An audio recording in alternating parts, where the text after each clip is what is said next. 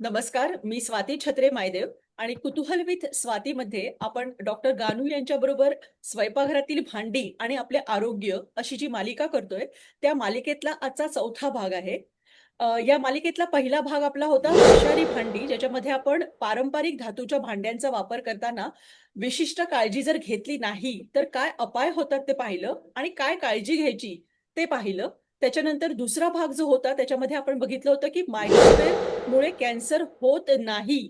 म्हणजेच मायक्रोवेव्हमुळे कॅन्सर होतो असा जो गैरसमज आहे, तो ब्रेक केला आपण आणि त्याच्यामध्ये नक्की काय वापरलं, कोणत्या प्रकारची भांडी वापरली तर आरोग्याला काहीही धोका नाही, हे आपण पाहिलं. त्याच्यानंतर तिसरा भाग जो होता, त्याच्यामध्ये आपण बिनविषारी भांडी असा भाग केला होता. त्याच्यामध्ये आपण ट्रायप्लायबद्दल समजून घेतलं आणि आजचा आता हा चौथा भाग आहे, ज्याच्यामध्ये आपण नॉनस्टिक भांड्यांबद्दल समजून घेणार आहोत. ते आपण 3 टप्प्यांमध्ये समजून घेणार आहोत. पहिला टप्पा असेल, की नॉनस्टिक नक्की काय आहे? दुसरा टप्पा असणार आहे, की नॉनस्टिक वापरताना काय काळजी घ्यायला पाहिजे? आणि तिसरा टप्पा असणार आहे, की नॉनस्टिक घेताना नक्की काय बघायचं? नॉनस्टिकच्या वापरामुळे काय अपाय होतात ते आपण दुसऱ्या टप्प्यात बघूच. तर आता बघूया आपल्या आवडत्या तज्ञ डॉक्टर गानू आपल्याला आज काय सांगतायत. डॉक्टर गानू, कुतूहल स्वातीमध्ये तुमचं खूप खूप स्वागत आणि तुमचे हम्म. सगळे एपिसोड आतापर्यंतचे जे झालेले आहेत ते लोकांना खूप आवडलेत. त्यामुळे हे खूप फायदेशीर आहेत प्रत्येकाला. तर आम्हाला आता नॉनस्टिक बद्दल तुमच्याकडनं जाणून घ्यायला खूप आवडेल. तर सर्वात पहिल्यांदा आम्हाला सांगा की नॉनस्टिक नक्की काय आहे? ओके.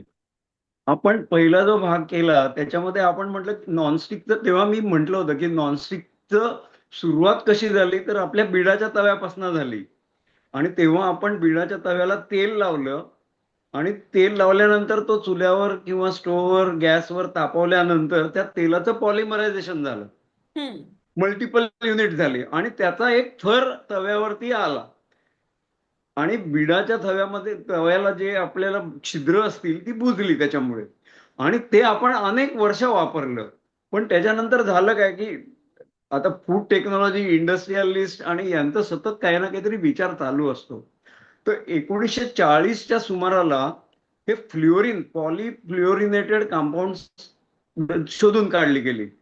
आणि मग आता फ्लोरीन काय आपल्याला नवीन नाही, कारण आपण शाळेत हॅलोजन शिकलोय. हॅलोजन्स कुठली तर फ्लोरीन, क्लोरीन, ब्रोमीन आणि आयोडीन. तर त्यातला आता आपण फ्लोरीन बद्दल बोलणार आहोत, फ्लोरीन मॉलिक्यूल. ओके. आणि मग हायड्रोकार्बन्स म्हणजे ऑर्गॅनिक केमिस्ट्री मधली. तर मग आपल्याला जेव्हा आपण विचार करणार नॉनस्टिकचा, तर आपण फ्लोरिनेटेड कंपाऊंडचाच विचार करणार आहोत. हं. आणि 3 महत्वाची त्याच्यामध्ये केमिकल्स असं नावं वारंवार आपल्याला ऐकायला मिळतात. एक म्हणजे टेफ्लॉन. तर टेफ्लॉन हे ब्रँड नेम आहे, डुपॉन्ट कंपनीने शोधून काढला.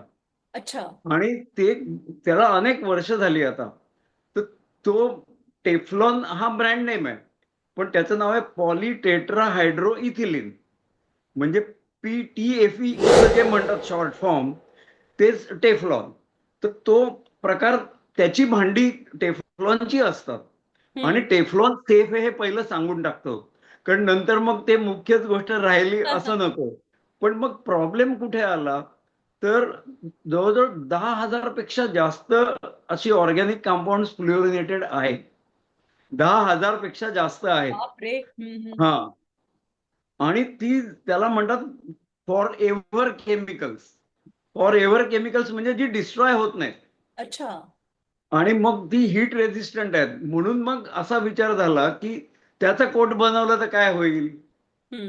ही सुरुवात झाली. म्हणजे आपला बिडाच्या तव्यापासून आपण आलो की आपण रोज तेल लावून जे करणार, तर हे तुम्हाला पंधरटच आम्ही टिंग देतो. ओके. नॉनस्टिक हं. हे ट्रान्झिशन होतं. पण मग झालं काय त्याच्यामध्ये की आता परत मला जरा सवय आहे थोडं वेगळं सांगायचं. तर मग PFOA म्हणून एक आपल्याला नेहमी नाव ऐकायला मिळतं. हो. आणि PFOA म्हणजे काय, पर फ्लोरो ऑक्टॅनॉइक ऍसिड. हं. PFOA. आपण PFOA असंच लक्षात घेऊया. तर ते पर म्हणजे काय, तर त्या मॉलिक्यूल मधले सगळे हायड्रोजन जे आहेत त्यांना फ्लोरिननी रिप्लेस केलंय. हं. आणि मग ते झालं फॉर एव्हर केमिकल, म्हणजे resistant to everything. Resistant to heat, resistant to stains. त्यामुळे ते भरपूर ठिकाणी वापरलं जातं. म्हणजे गालिचांवरती सुद्धा डाग पडू नयेत म्हणून, किंवा वॉटरप्रूफ जे ड्रेस असतात त्याच्यावरती असतं. त्यामुळे मध्ये म्हणजे माझा एक रेफरन्स बघण्यात आला की 1999 साली अ, अमेरिकेमध्ये त्यांनी अनेक लोकांचं रक्त तपासलं. 98% लोकांच्या रक्तामध्ये PFOA मिळालं. बाप रे. हा. 98. आणि कारण तू काही आपल्याला नुसतं पॅन मधनं नाहीये, तर हम्म. वातावरणामध्ये बऱ्याच ठिकाणी ते वापरलं जातं. तर आणि मग अॅनिमल स्टडीज केले तेव्हा असं समजलं की PFOA मे बी कार्सिनोजेनिक. आता अच्छा. फ्ल्युओरिनचं कसं आहे, मग कार्सिनोजेनिक म्हणजे कसं म्हणायचं त्याला? तर नुसतं कार्सिनोजेनिक आहे म्हणजे कॅन्सर प्रोड्युसिंग आहे समजा, तर ते PFOA, टेफ्लॉनला तो प्रॉब्लेम नाही. हे पहिलं क्लिअर करूया आपण. पण मग ओके. टेफ्लॉनच्या भांड्यांशी त्याचा संबंध कुठे आला? तर इमल्शन करताना. म्हणजे आता दूध जरी म्हटलं आपण तर दूध इमल्शनच आहे. कारण दुधामध्ये प्रोटीन आहे, फॅट आहे, कार्बोहायड्रेट्स आहेत. हम्म. आपल्या जवळचं आहे ते, किंवा आपण जर बघितलं की ऑइल आणि वॉटर तर ते मिक्स होत नाही, पण बरोबर. साबणामुळे ते मिक्स होतं. हम्म. म्हणजे आपण धुताना साबण वापरतो ते दोघांना मिक्स करतो. तर अच्छा. मग ही म्हणजे मग मिक्सचरची गरज भासते कशी? तर टेफ्लॉन कसं त्याच्यावरती लेअर करणार हम्म. पॅन वरती, आणि त्याच्याकरता समजा अॅनोडाइज्ड अॅल्युमिनियमचं पॅन वापरलं आणि त्याच्यावरती हे कोटिंग करायचं, तर ते कसं करणार? म्हणून मग त्यांनी जे इमल्शन बनवलं, तर त्याच्यामध्ये हा जो PFOA जो मॉलिक्यूल आहे तो मोनो मोनो म्हणजे आहे, एक सिंगल मॉलिक्यूल आहे तो. तो वापरला इमल्सिफायर म्हणून. हम्म. आणि पॉलीटेट्रा म्हणजे जो आपला TFE, पॉलीटेट्रा फ्ल्युरो इथिलीन म्हणजे टेफ्लॉन, हम्म. ते त्याच्यामध्ये मिक्स केलं आणि ते गरम केलं. ती लेअर बसली बरोबर, आणि हीट मधनं PFOA जो प्रकार आहे म्हणजे जो कार्सिनोजेनिक आहे तो उडून जातो. अच्छा. तो राहत नाही. पण हम्म. तो जर थोडा जरी राहिला तरी तो अन्नात येऊ शकतो. म्हणून मग 2015 मध्ये असं ठरवलं FDAने की PFOA असलेलं पॅन बनवायचं नाही. अच्छा, किती? 2020 2015? 2015 आणि 2020 पासून बाजारामध्ये PFOA फ्री पॅन्स मिळतात.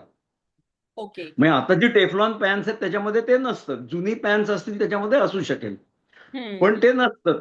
त्यांनी जेन एक्स म्हणून एक वेगळा मॉलिक्यूल वापरला की जो सेफ आहे. हम्म. त्यामुळे ही म्हणजे नॉनस्टिक पॅन्स सेफ केली. आलं लक्षात? म्हणजे हो, पहिलं हो. आपल्याला कसं असतं की नाही तर हेच राहायचं आणि बाकी सगळी माहिती सांगितली. तर तर टेफ्लॉन पण तो समज येतो ना, कारण पेपरमधनं बातम्या येत असतात, कुणीतरी सांगत असतं एकमेकांना की टेफ्लॉन मधनं असा प्रॉब्लेम हो. होऊ शकेल. आणि आपल्याला जसं स्वतःची काळजी आहे तर सरकारला काळजी असते, हो. FDAच्या थ्रू या सगळ्या गोष्टी होत असतात. हम्म. त्यामुळे PFOA फ्री पॅन मात्र विकत घेताना ते बघायचं पहिलं आहे की बरोबर. नाही. ती हम्म. असतातच. तर हा मुख्य म्हणजे हे बनवण्यामागे, आणि मग तो पॉलिमर आहे, आपण ती फिगर बघणार आहोत. तर तो हम्म. पॉलिमर जो आहे तर तो ते भक्कम करतो लेअर. हम्म. त्यामुळे टेफ्लॉन हा पॉलिमर आहे, बरोबर. पॉलीटेट्राफ्ल्युरोइथिलीन. ते हम्म. लेअर भक्कम होतं. आणि अशा प्रकारे ते जे भक्कम लेअर असल्यामुळे आपल्याला कसली इजा नाही, काही नाही.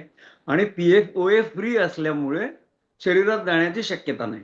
हम्म. पण पूर्वीची जी जात असत तर त्याचं आता फ्ल्युओरिन आहे. म्हणजे मी जेव्हा म्हटलं की आपण त्याच्यात फ्ल्युओरिनचं मी का सांगितलं, तर हम्म. फ्ल्युओरिनमुळे तिथे प्रॉब्लेम काय होऊ शकत होता, तो मोनोमर आहे समजा, आणि तो शरीरात गेल्यानंतर आयोडीन सारखा म्हणजे तो थायरॉइड मध्ये गेला तर थायरॉइडला टॉक्सिसिटी होऊ शकेल. हम्म. लिव्हर डिटॉक्सिफाय करतं म्हणून लिव्हरला टॉक्सिसिटी होऊ शकेल. मग त्याच्यामधनं कॅन्सर 2-3 प्रकारचे म्हणजे लक्षात आले होऊ शकतील अॅनिमल स्टडीज. पण मग अॅनिमल स्टडीज मध्ये हाय डोसेस वापरले जातात, कारण अॅनिमलचं लाईफ शॉर्ट असतं. तर हाय डोसेस वापरून ते एक्सपेरिमेंट्स केले जातात. आणि हम्म. तिथे जर अशी शक्यता वाटली तर मग त्या प्रॉडक्टवरती बॅन येतो. त्यामुळे तो बॅन आला आणि आताची टेफ्लॉनची प्रॉडक्ट सेफ झाली. हम्म. ओके. म्हणजे हा पहिला गैरसमज आपण काढून टाकूया. बरोबर आहे. हम्म. हम्म. मग आता त्याला बेस काय वापरतात तर स्टील किंवा अॅल्युमिनियम. हम्म. आपण परत पहिल्या दुसऱ्या एपिसोडकडे जाऊया. आपल्या हा हा. अॅल्युमिनियम कसं आहे, हीट खूप पटकन पसरवतं. बरोबर. त्यामुळे पॅन अॅल्युमिनियमचं, पण मग हम्म. अॅल्युमिनियम तसं नाजूक आहे. हो. म्हणून मग हिंदालियम वापरायचं का आपण, मग हिंदालियम पेक्षा इलेक्ट्रोकेमिकली ट्रीटेड अॅनोडाइज्ड अॅल्युमिनियम वापरतात. ते खूप हम्म. स्ट्रॉंग आहे आणि हम्म. त्याच्यामध्ये हे कोटिंग केल्यानंतर तुम्हाला जे मिळतं ते आपलं नॉनस्टिक पॅन, बरोबर. ते हम्म. वापरलं जातं. अच्छा. सो अशा प्रकारे हा नॉनस्टिक बनलेला आहे हे आपल्याला कळलं. Thank you so much doctor Ganu. खूप चांगल्या प्रकारे तुम्ही सांगितलं की नक्की कसं बनलं आणि तुम्ही सांगताना जे डिटेलमध्ये व्यवस्थित सांगताना त्यामुळे खरंच नीट कळतं ते. तर आपण पुढच्या भागामध्ये आता बघूया की हे वापरताना काय काळजी घ्यायला पाहिजे आणि नाही घेतली तर काय उपाय होतील. Thank you so much doctor Ganu. धन्यवाद.